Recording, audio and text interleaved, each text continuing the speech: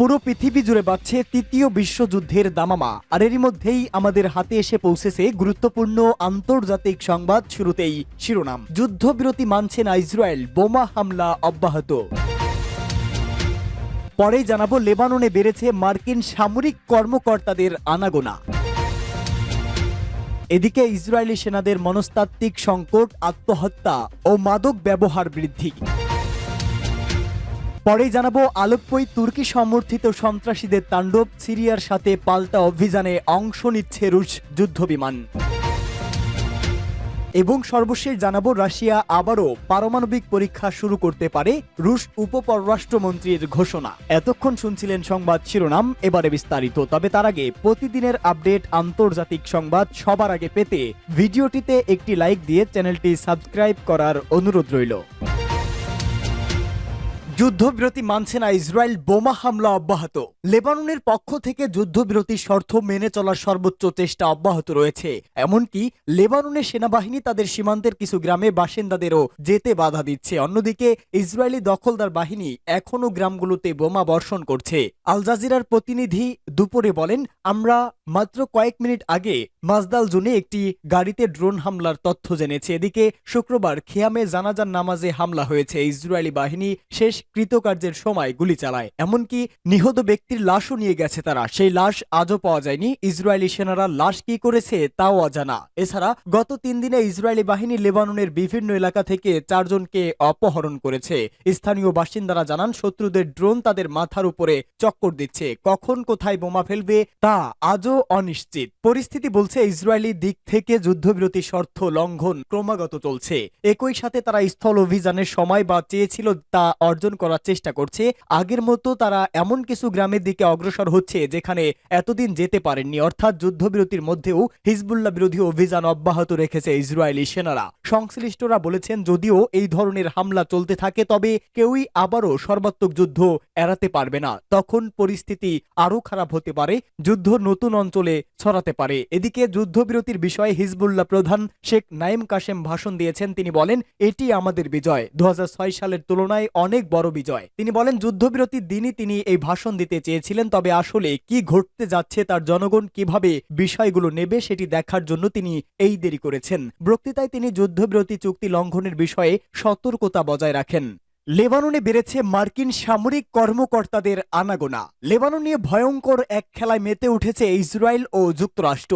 বহু দর কষাকষির পর গত সপ্তাহে লেবাননের সঙ্গে যুদ্ধবিরতিতে রাজি হয় ইসরায়েল। তবে যুদ্ধবিরতি কার্যকরের অল্প কিছুক্ষণ আগেও ইসরায়েলের হামলায় ধসে পড়ে লেবাননের বেশ কয়েকটি বাড়িঘর। এখন লেবানন পুনর্গঠনে কাজ শুরু করেছে দেশটির কর্তৃপক্ষ। তবে এরই মধ্যে লেবাননে বেড়েছে মার্কিন সামরিক কর্মকর্তাদের আনাগোনা। মার্কিন সেন্ট্রাল কমান্ড জানিয়েছে, বুধবার লেবানন পৌঁছান স্পেশাল অপারেশনস কমান্ডার সেন্টারের মেজর জেনারেল জেসপার জেফারস। দেশটিতে পৌঁছেই তিনি লেবাননের সামরিক কর্মকর্তাদের সঙ্গে বৈঠক করেন। এর আগে গেল 26 নভেম্বর প্রতিরোধ যোদ্ধা ও ইসরায়েলের মধ্যে যুদ্ধবিরতি কার্যকর হয়। এই যুদ্ধবিরতি ঠিকমতো কার্যকর হচ্ছে কিনা প্রেসিডেন্ট জো বাইডেনের বিশেষ দূত আমোস হোস্টেইনের সঙ্গে মিলে তা দেখভাল করবে মেজর জেনারেল জেফারস। যুক্তরাষ্ট্র নেতৃত্বাধীন এই মনিটরিং টিমে লেবাননের সেনাবাহিনী, ইসরায়েলি বাহিনী, জাতিসংঘের মিশন এবং ফ্রান্সও রয়েছে। স্থানীয় কোনো কর্মকর্তা নিয়োগ দেওয়ার আগ পর্যন্ত এই টিমের বেসামরিক কো-চেয়ার হিসেবে দায়িত্ব পালন করবেন হোস্টেইন। এর আগে মধ্যরাতে ইসরায়েলের প্রধানমন্ত্রী বেনিয়ামিন নেতানিয়াহু যুদ্ধবিরতির ঘোষণা দেন। প্রাথমিক অবস্থায় 60 দিনের যুদ্ধবিরতি ঘোষণা করা হয়েছে, যা পরে আবারও বাড়ানো হতে পারে। নেতানিয়াহু বলেন, নিরাপত্তা মন্ত্রিসভা যুদ্ধবিরতি চুক্তিতে সম্মতি জানিয়েছে। তিনি হুঁশিয়ারি দিয়ে বলেন, হিজবুল্লাহ যদি যুদ্ধ এবং চুক্তির শর্ত ভঙ্গ করে তাহলে ইসরায়েল তাদের বিরুদ্ধে তাৎক্ষণিক ব্যবস্থা নেবে। চুক্তি অনুসারে আগামী 60 দিনের মধ্যে লেবানন থেকে ইসরায়েল তাদের সব সেনা প্রত্যাহার করে নেবে। অন্যদিকে হিজবুল্লাহ সীমান্ত থেকে সরে লিটানি নদীর অপর প্রান্তে সরে যাবে। এছাড়া তারা নতুন করে কোনো অবকাঠামো নির্মাণ বা নিজেদের পুনরায় অস্ত্রসজ্জিত করতে পারবে না। নেতানিয়াহু দাবি করেন, বর্তমানে আগের মতো শক্তিশালী নেই হিজবুল্লাহ। ইসরায়েলি বাহিনী তাদের কয়েক দশক পিছিয়ে দিয়েছে। কিন্তু পাল্টা হুঁশিয়ারি দিয়েছে হিজবুল্লাহ। তারা বলেছে, হিজবুল্লাহ আগের যে কোনো সময়ের চেয়েও আরো বেশি শক্তিশালী, আরো বেশি প্রতিজ্ঞাবদ্ধ। ইসরায়েলি সেনাদের মনস্তাত্ত্বিক আত্মহত্যা ও মাদক ব্যবহার বৃদ্ধি। 2022 সালের এপ্রিলে ইসরায়েলিদের মধ্যে খুব বিপজ্জনক সাইকো অ্যাক্টিভ ড্রাগ ব্যবহারের পরিমাণ ছিল 22.7%। দ্রুত বৃদ্ধি পেয়েছে। এ সময় ইহুদিবাদীদের মধ্যে আত্মহত্যা এবং মাদকের অপব্যবহার ব্যাপক গতিতে বৃদ্ধি পেয়েছে। ইসরায়েলি সমাজে এই মানসিক সংকট এমন একটি ইস্যু যা অন্য যে কোনো কিছুর চেয়েও বেশি পরিমাণে দেখা যায়। ইহুদি ধর্ম এবং ইহুদিবাদ বিষয়ক গবেষক আলী মারফি আর্নি মেহর ম্যাগাজিনে একটি প্রবন্ধ লিখেছেন। ওই প্রবন্ধে তিনি লিখেছেন, গাজায় ইহুদিবাদী ইসরায়েলিদের নৃশংস হামলা শুরু হওয়ার সাথে সাথে ইহুদিবাদীদের মাঝে মাদকাসক্তির সংখ্যা বেড়েছে, যার অ্যালকোহল, গাঞ্জা এবং এ জাতীয় অন্যান্য ড্রাগ ব্যবহার করে তাদের সংখ্যা 25% বৃদ্ধি পেয়েছে। 2023 সালের নভেম্বর এবং ডিসেম্বরে ইহুদিবাদী সূত্রের গবেষণা অনুযায়ী এই বছরের অক্টোবরে সাতে আল আকসা তুফান নামে অভিযান এবং গাজা যুদ্ধের পর ইহুদিবাদী শহরবাসীদের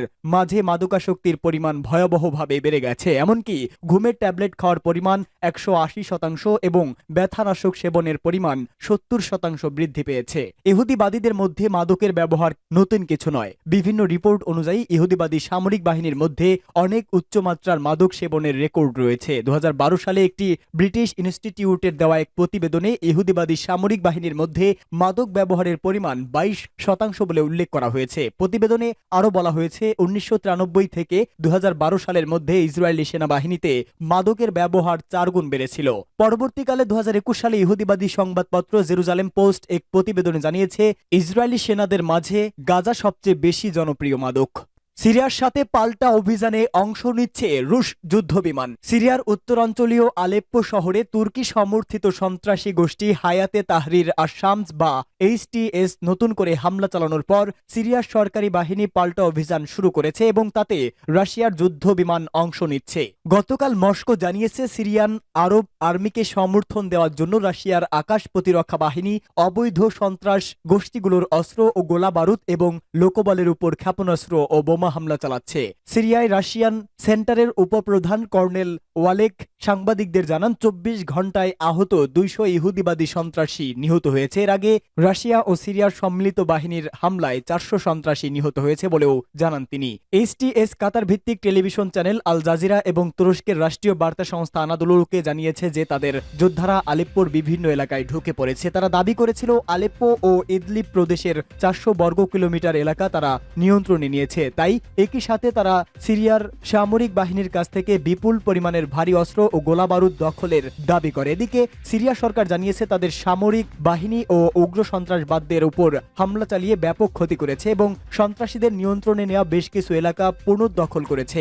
এছাড়া স্থানীয় গণমাধ্যম জানিয়েছে, ইদলিব এবং আলেপ্পোয় সিরিয়া সরকার বাড়তি সেনা মোতায়েন করেছে। 2020 সালে রাশিয়া ও তুরস্কের মধ্যস্থতায় হায়াতে তাহরির আশ-শামস এবং সিরিয়া সরকারের মধ্যে যুদ্ধবিরতি চুক্তি প্রায় 4 বছর পরে সেই চুক্তি লঙ্ঘন করে ওই সন্ত্রাসী গোষ্ঠী সিরিয়ার উত্তরাঞ্চলে উগ্রবাদী তাণ্ডব চালালো।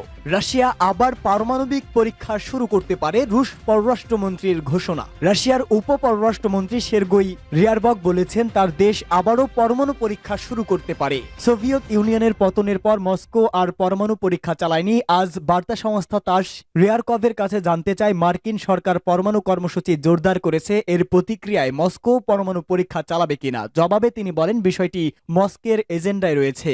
রিয়ারকভ আরো বলেন, আমি শুধু বলবো, পরিস্থিতি বেশ জটিল, আমরা সমস্ত দিক বিবেচনায় রাখছি। একটি প্রধান পারমাণবিক শক্তি হওয়া সত্ত্বেও আধুনিক রাশিয়া কখনো পরমাণু অস্ত্রের পরীক্ষা চালায়নি। 1990 সালে সোভিয়েত ইউনিয়নের পতনের আগে সর্বশেষ পরমাণু অস্ত্রের পরীক্ষা চালিয়েছে মস্কো। পারমাণবিক পরীক্ষা চালানোর বিষয়ে রাশিয়া স্বেচ্ছায় স্থগিত আদেশ অনুসরণ করে আসছে। গতকাল আমেরিকার রস কংগ্রেস ফাউন্ডেশন জানিয়েছে, মার্কিন সরকার পরমাণু অস্ত্র আধুনিকায়ন করার জন্য $140 বিলিয়ন খরচ করার পরিকল্পনা নিয়েছে।